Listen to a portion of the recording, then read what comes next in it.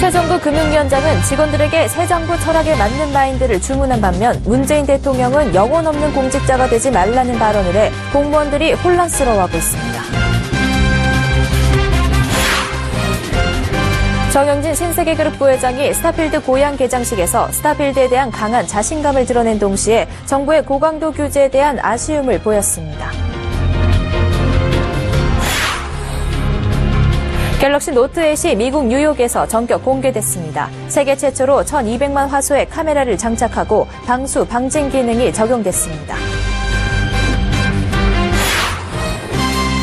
카드사들이 새로운 수익을 창출하기 위해 해외 시장으로 눈을 돌리고 있지만 아직 가시적인 성과는 나타나지 않고 있습니다.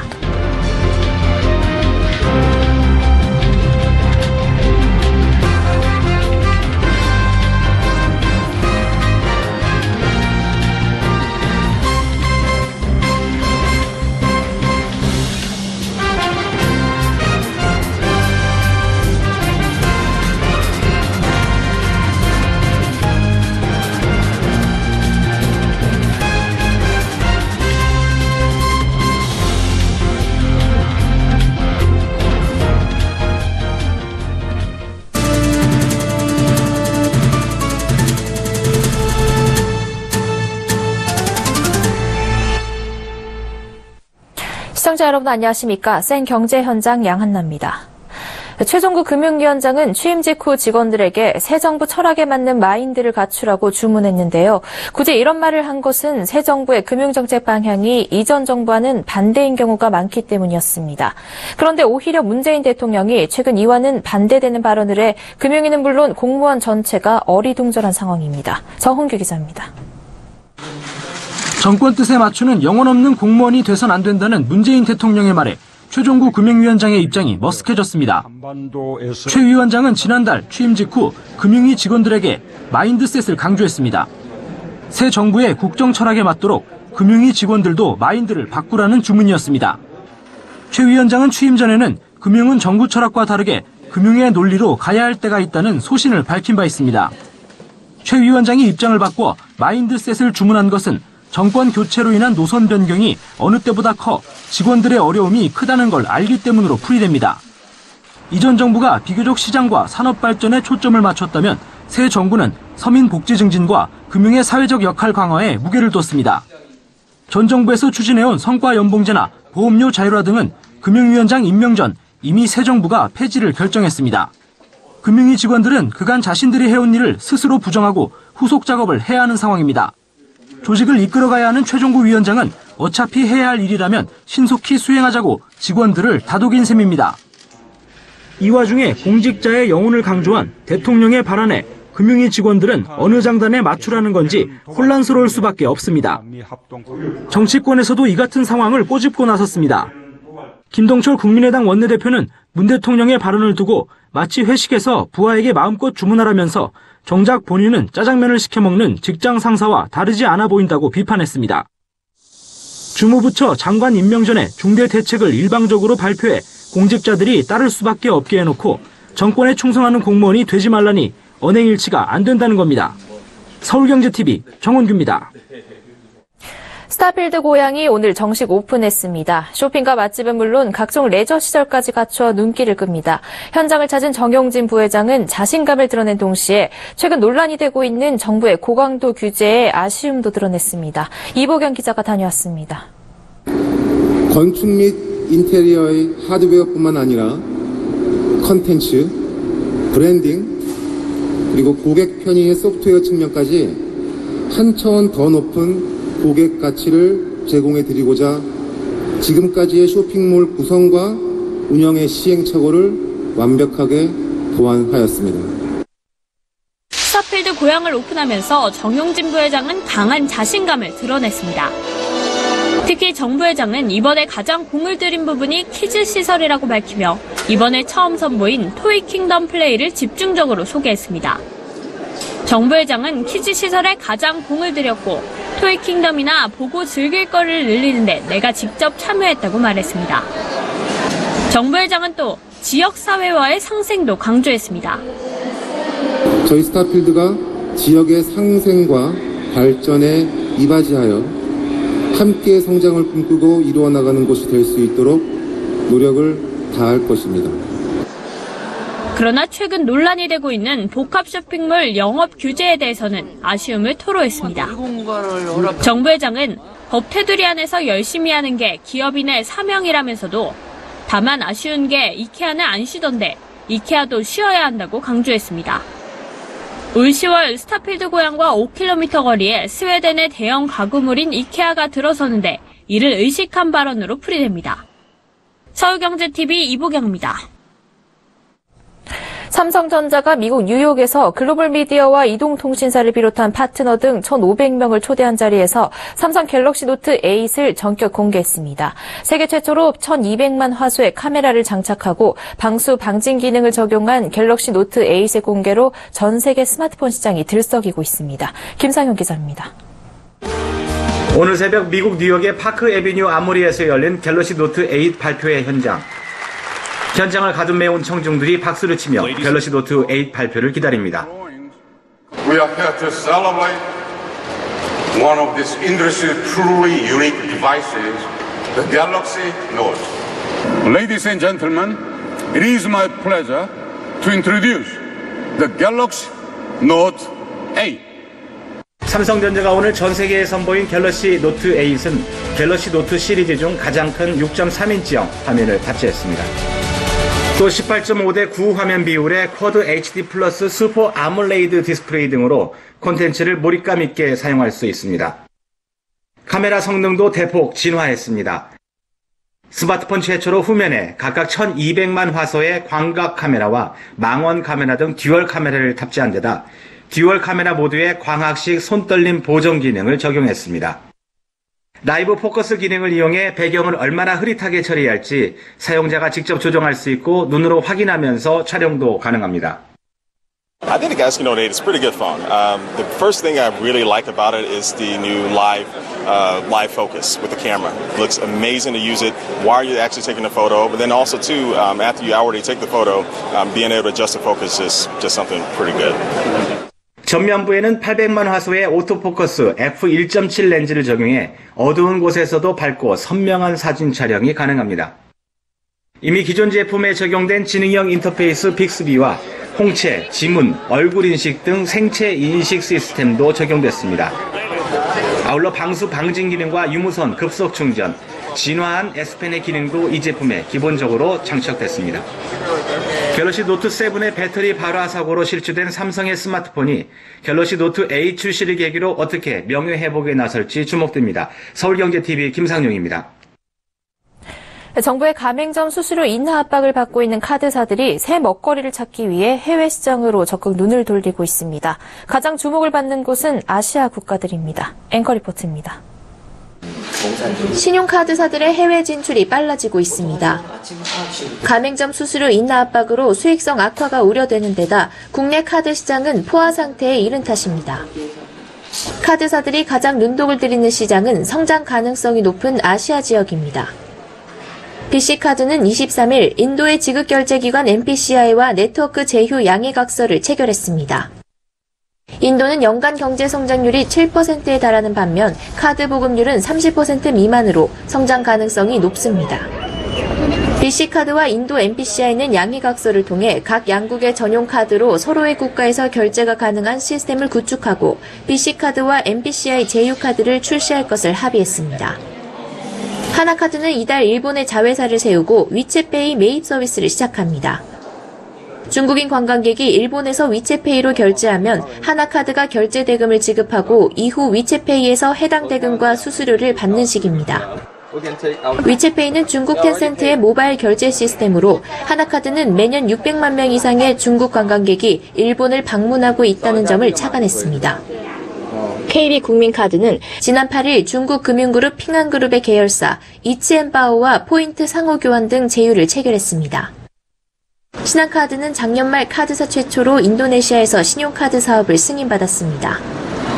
미얀마에서는 신한카드와 하나카드가 현지 법인을 세워 소액대출 사업을 벌이고 있습니다.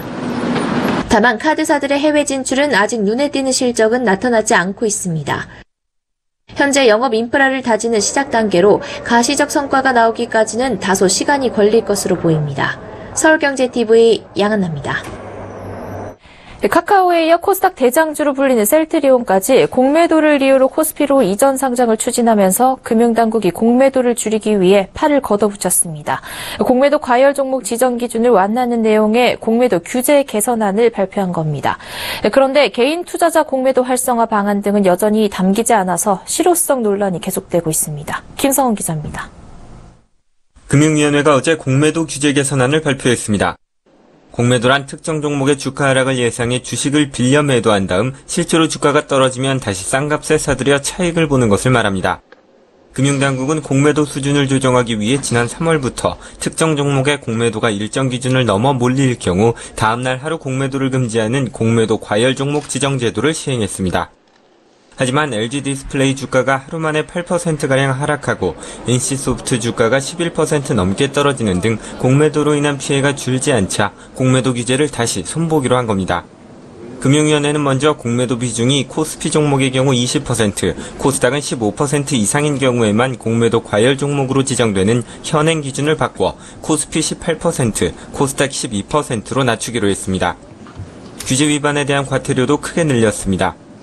과실 정도에 따라 기존 750만 원에서 1,500만 원인 과태료를 4,500만 원에서 5,400만 원으로 최대 7배 이상 인상했습니다.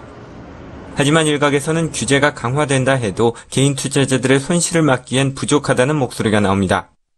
개인 투자자 공매도 활성화 계획과 공매도 세력을 구체적으로 공시하는 방안이 빠져 있기 때문입니다.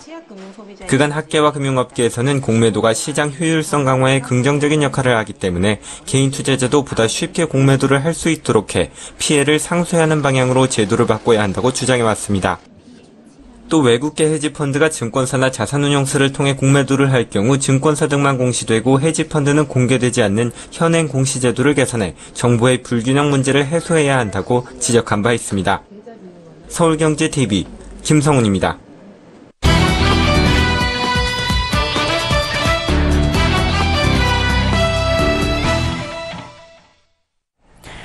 이른바 세계 재판이라 불리는 이재용 삼성전자 부회장에 대한 선고가 하루 앞으로 다가왔습니다. 국내외 관심이 상당한데요. 얽히고 설킨 혐의들에 대해 재판부가 어떤 판단을 내릴지 운명의 시간이 다가오고 있습니다. 김혜영 기자와 자세한 이야기 나눠보겠습니다. 안녕하세요. 안녕하세요. 네, 세계의 재판이라 불리는 이재용 삼성전자 부회장의 재판 결과가 내일 나온다고요? 네, 맞습니다. D-Day가 드디어 하루 앞으로 다가왔습니다. 내일 오후 2시 30분 서울중앙지방법원에서는 이재용 삼성전자 부회장의 1심 선고 결과가 내려집니다. 올해 2월 28일 구속이 결정된 지 꼬박 178일 만의 일입니다. 재판부는 이 부회장에게 적용된 5가지 혐의를 두고 유무죄 여부와 형량을 판결할 예정인데요. 앞서 박영수 특검은 지난 7일 이 부회장에게 징역 12년을 구형했습니다. 당시 특검은 전형적인 정경유착이라는 점을 강조하며 중형을 구형했고 이 부회장 측은 실질적인 증거가 없는 경강부회라며 거세게 맞붙었는데요. 재계 안팎에서는 내일 1심 선고 결과와 관계없이 원고나 피고 측 모두 항소할 것으로 예상돼 내년까지 법정 다툼은 지속될 것으로 전망되고 있습니다. 즉 어떤 결과가 나오든 논란은 불가피할 것으로 보입니다.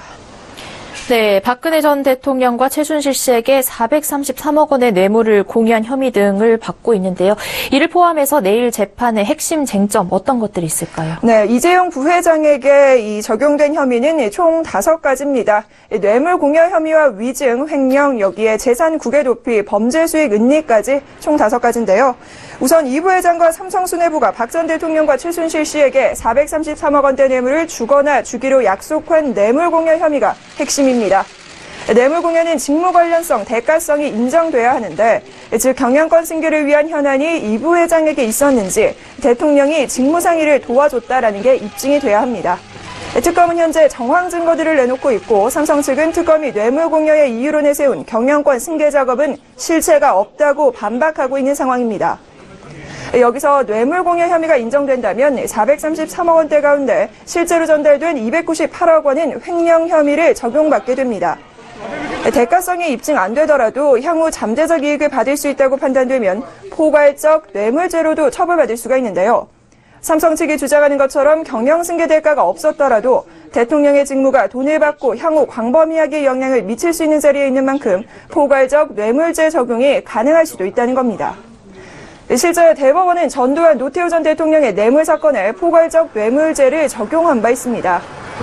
다만 금전적 혜택이 최순실 씨에게 돌아간 만큼 박근혜 전 대통령과 최순실의 뇌물수수 공모가 입증돼야만 뇌물죄 적용이 가능할 것으로 보입니다. 또 최순실 씨의 독일 회사 코어스포츠에 지급한 용역비 때문에 재산국외 도피 혐의가 추가됐고요. 정유라 씨 승마 지원을 숨기기 위해 말세탁을 했다는 이유로 범죄 수익 은닉이 더해졌는데요. 특검은 이 부회장의 최순실 씨의 딸 정유라 씨의 승마를 지원하기 위해 78억 원을 해외로 내보냈다라고 보고 있습니다.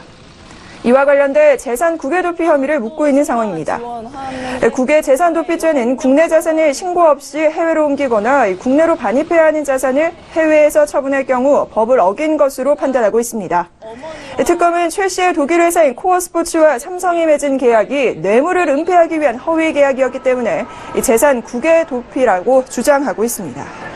네, 이재용 부회장 선고를 앞두고 국내외의 관심이 상당한데요. 당초에는 이 부회장의 선고 공판이 생중계가 허용될 것이다라는 관측이 우세했는데 예상을 뒤엎고 재판부가 이 생중계를 허용하지 않겠다라고 결정했다고요. 네, 맞습니다. 이재용 부회장의 이 선고 결과를 TV 생중계로는 볼 수 없게 됐습니다. 재판부에서는 생중계 허용 여부를 두고 장고를 거듭했지만 결국 불허 방침을 내렸는데요. 재판부는 생중계할 경우 알 권리 등의 공공이익보다는 부작용이 더 클 것이다라고 내다봤습니다. 재판부는 피고인들이 입게 될 회복하기 어려운 불이익과 손해 등을 비교해 선고 재판 중계를 불허한 것인데요. 또 피고인 5명 모두 동의하지 않았고요. 무죄 추정의 원칙도 적용이 됐습니다.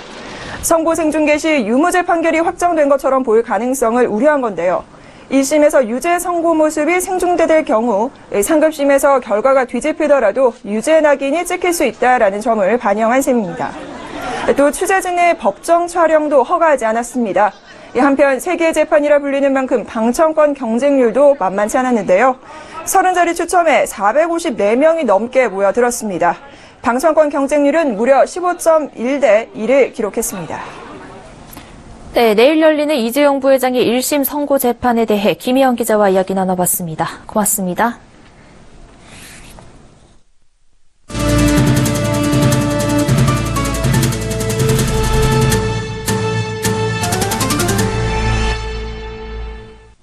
기아차 근로자 2만 7천여 명이 정기상여금을 통상임금으로 인정해달라며 낸 소송의 결론이 이달 말 내려집니다. 서울중앙지방법원은 기아차 노조원들이 낸 통상임금 소송의 변론 절차를 모두 마치고 오는 31일 오전 선고한다고 밝혔습니다. 노조와 사측은 심리가 종결된 오늘까지도 막판 신경전을 벌였습니다. 노조 측 대리인은 피고 측에서 선고를 앞두고 계속 보도자료를 내 사측 부담액이 3조 이상이라고 하는데 원고들은 근로기준법상 받지 못한 돈을 달라는 것이지 억지를 부리는 게 아니다라고 주장했습니다. 이에 사측 대리인은 이번 임금 소송은 약정에 없던 걸 달라는 것이라며 물론 회사가 그런 돈이 충분히 있다면 지급해야겠지만 현실이 그렇지 않은 점을 참작해달라고 호소했습니다. 앞서 기아차 생산직 근로자들은 지난 2011년 연 700%에 이르는 정기상여금을 비롯한 각종 수당을 통상임금에 포함해달라며 사측에 7천여억 원을 청구하는 소송을 냈습니다. 한편 산업계에선 회사 측이 패할 경우 이에 따른 부담 금액이 약 3조 원에 달할 것으로 보고 있습니다. 특히 이번 선고가 통상임금을 둘러싼 다른 기업의 유사 소송에도 영향을 미칠 것으로 보고 업계가 예의주시하고 있습니다. 김동연 경제부총리가 내년도 일자리 예산을 12%대로 확대해 일자리 양을 대폭 늘리고 최저임금 인상을 통해 적정 수준의 임금소득을 보장하겠다고 밝혔습니다. 김 부총리는 오늘 열린 제4차 경제관계 장관회의에서 가계소득의 70%를 차지하는 근로소득 확충을 통해 시장 내에서 가계소득 기반을 공고히 하겠다며 이같이 밝혔습니다.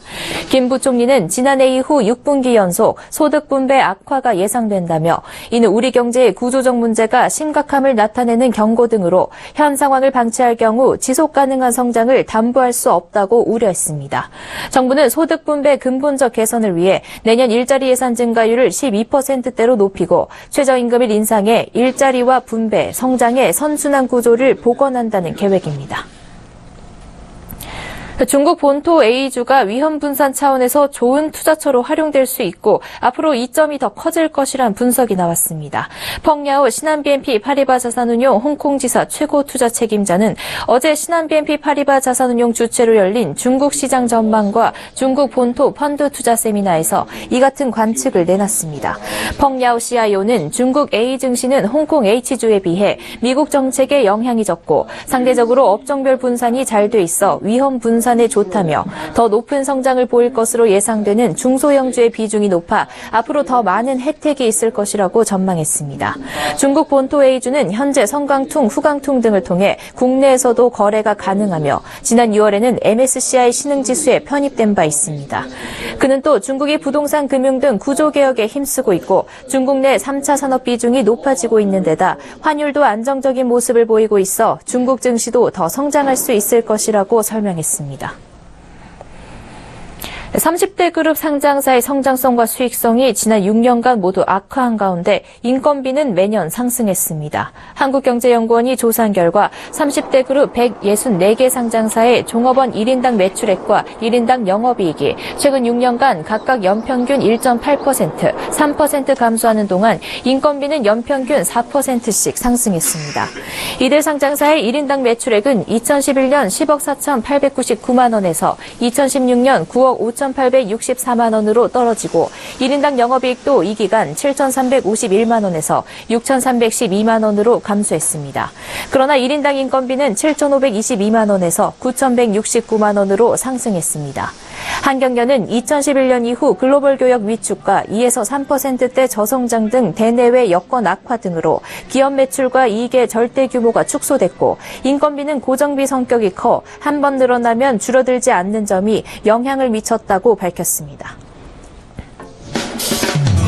부작용 논란이 불거진 깨끗한 나라의 생리대 릴리안을 사용한 여성 10명 가운데 6명의 생리 주기가 바뀌었습니다.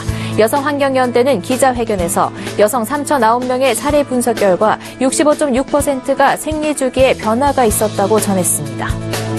하반기부터 카카오톡이나 라인 등 모바일 메신저로 정부와 지방자치단체, 공공기관의 고지서나 통지서를 받을 수 있게 됩니다.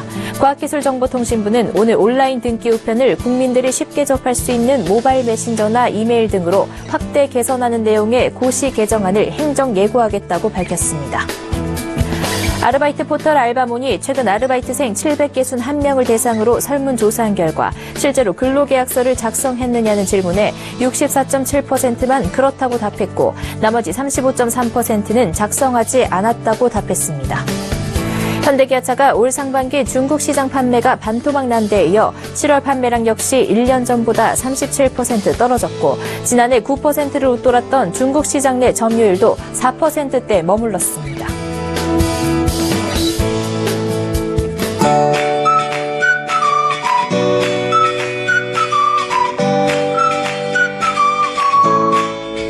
안녕하세요. K웨더 라이프스타일 예보 윤지향입니다. 기압골에 동반된 비구름대가 지나면서 수도권과 강원 영서에 호우주의보가 내려질 정도로 강한 비가 이어졌는데요. 발달한 비구름대는 조금씩 약화되면서 점차 남쪽으로 내려가겠습니다. 앞으로 경기 남부와 강원 남부, 충청과 전북, 경북에 30에서 60mm, 많은 곳은 100mm 이상의 비가 내리겠고요. 그 밖의 지방은 10에서 40mm로 예상됩니다. 서울을 포함한 중북부 지방의 비는 오늘 저녁에 대부분 그치겠고 충청과 경북 북부는 내일 새벽에 그칠 것으로 보입니다. 그 밖에 남부지방도 내일 오전 중 대부분 개겠지만 제주도는 모레 토요일 아침까지 이어질 전망입니다. 내일 비가 그친 뒤에는 차츰 맑은 하늘을 회복하겠습니다. 낮 기온 서울 29도, 대구 32도로 예상되고요. 햇볕은 강하겠지만 공기는 한층 선선해질 것으로 보입니다. 내일은 기압골의 영향에서 벗어나 중국 북부지방에서 확장하는 고기압의 영향을 받겠습니다. 자세한 지역별 날씨는 나절 예보로 알아보겠습니다. 내일 아침부터는 맑은 하늘이 점차 드러나겠습니다. 낮 기온 서울 29도, 대전 31도로 오늘보다 조금 높겠습니다. 동해안 지방 새벽부터 아침 사이 비가 그치겠고요. 이후 구름만 다소 지나겠습니다. 남부지방은 오전에 점차 개겠지만 제주도는 종일 비가 이어질 것으로 보입니다. 물결은 동해상에서 최고 3m로 높게 일겠습니다. 내일까지 천문조에 의해 바닷물의 높이가 높겠는데요. 서해안과 남해안 저지대에서는 만조때 침수 피해가 없도록 각별히 유의하시기 바랍니다. 주말에는 대체로 구름 많겠고요. 낮 기온 30도를 밑돌면서 큰 더위는 없겠습니다. 다음 주 화요일에는 전국에 비가 올 것으로 전망되고 있습니다. 날씨였습니다. 센 경제 현장 여기까지입니다. 시청해주신 여러분 고맙습니다.